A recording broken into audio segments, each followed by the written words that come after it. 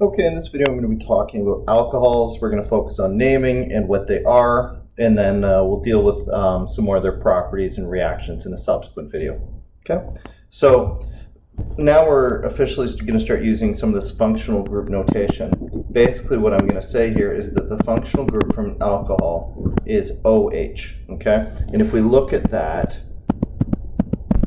it really would be bonded kind of like it's a water molecule, where there's some carbon chain coming off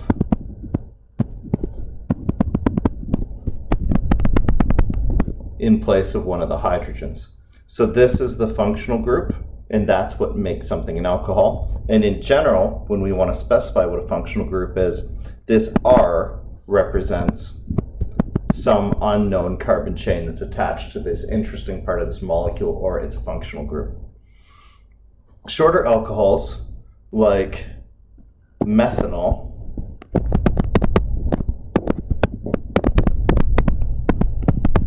are really a lot like water. The fact that there's a carbon and 3 hydrogens over here does impact this molecule a little bit, but not much. It's really very similar to a water molecule.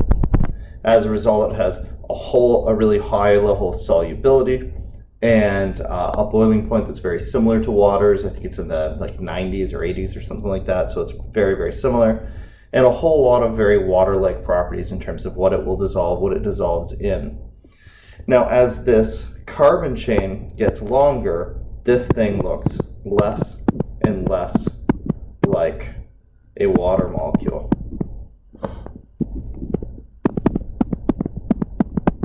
Here we have this long non-polar end, and that's attached to the water molecule, or the water-like molecule part of this, where we still will have some polarity, where this oxygen is still going to be partially negative and this hydrogen is going to be partially positive. Same idea here, partially negative, partially positive for the whole molecule. But as this thing gets longer, the polarity is going to decrease, and this is going to start to look more and more like oil the longer this chain gets. This alcohol would be called pentanol. Pentanol would still be soluble in water, but it would be much less soluble in water than this methanol was. The boiling point of this pentanol would actually be getting higher and higher as we have more and more London force attraction between this molecule and neighboring molecules. And so we say that alcohols are like water, but that's a variable thing. The longer the carbon chain, the more they're like an oil, and the shorter the carbon chain, the more they look like water.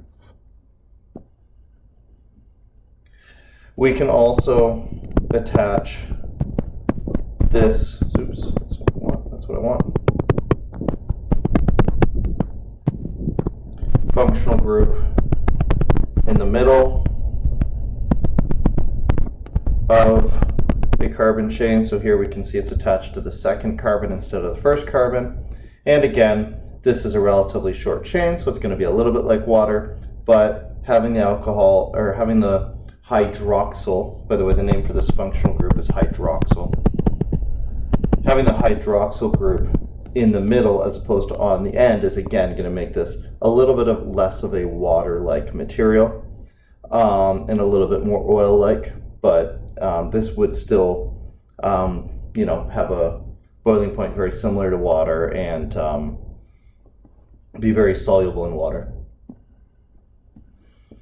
Okay, so naming these things, we take the ANE ending, or whatever, ENE or whatever it is, we remove this E and we add OL. So that first one I said was methanol.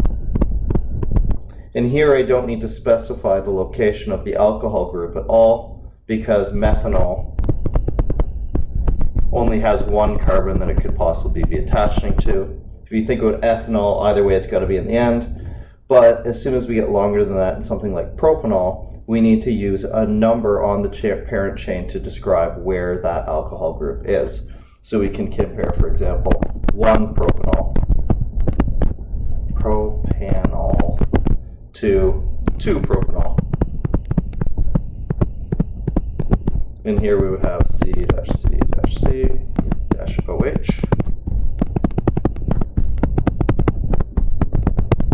where it's on the end carbon, that's why it's got the 1. I put it on the back end, but it doesn't make any difference.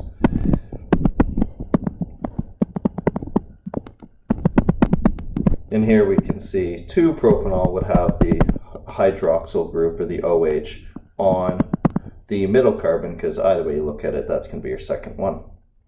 So that's what we do for naming. We can put this 2 directly on the OL. So this could have been propan 2-ol.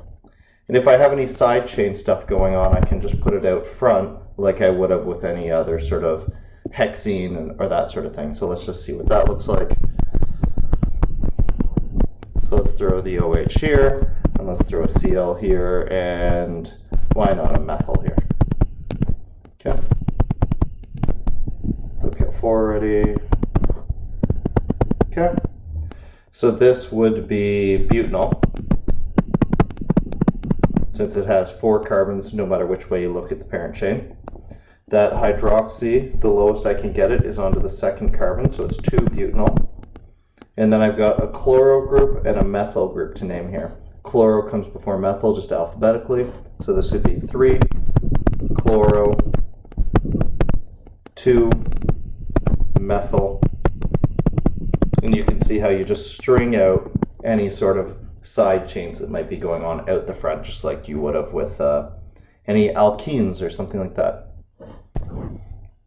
Okay, we can also have more than one alcohol group in a compound.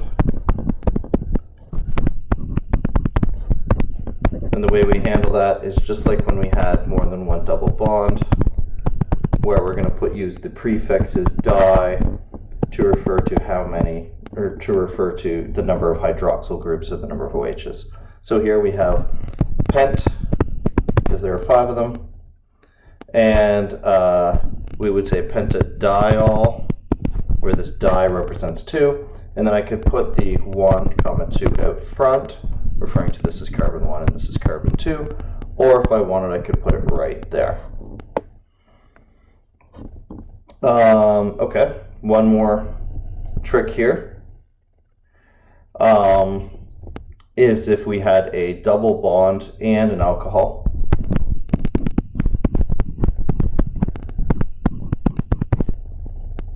Okay, so just, I don't know, let's throw one more carbon in here, what the heck.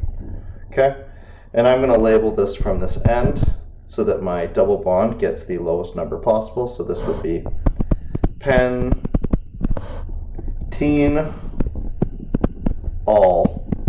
And here, especially in this particular case, I like to put these numbers right on the indication of the corresponding functional group so that it's very clear that the 2 goes with the double bond and the 4 goes with the alcohol or the hydroxyl group. So this would be pent 2 ene 4 should be dash all. So that's alcohols, and I already discussed this, so I kind of jumped ahead on myself here, but we can add side chains just like we did before, where we just put them way out front, so that's fine.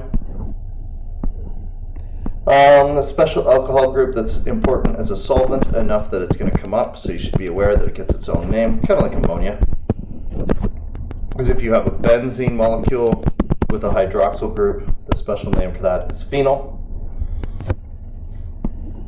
And then the last thing I'm going to talk about here is that we also classify alcohols as primary, secondary, or tertiary alcohols. This refers to the number of carbon atoms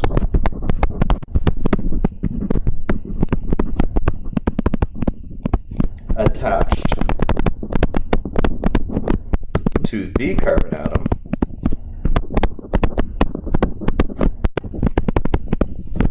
that is attached to the hydroxyl group. So for example,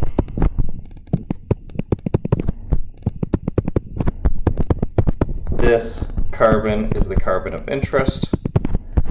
That carbon is attached to one other carbon. This would be a primary alcohol. If I had this,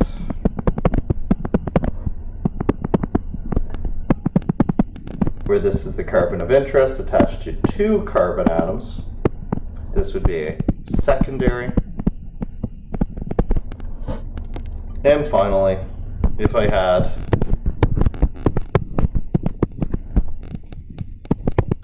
that special carbon that has the hydroxyl on it attached to 3 other carbons, just like this, it would be a tertiary alcohol. And again, when we're comparing alcohols to say whether they're oil or water-like, the primary alcohols are going to be the most water-like, secondary, the middle, and tertiary are the structure of that molecule is getting in the way of it looking like water just due to this large section here near the OH, which is going to disrupt the molecule's ability to display its polarity. So that's alcohols, and I'm going to come back with a video on ethers. Then I'll do some reactions and properties for both, and then do some mixed up naming.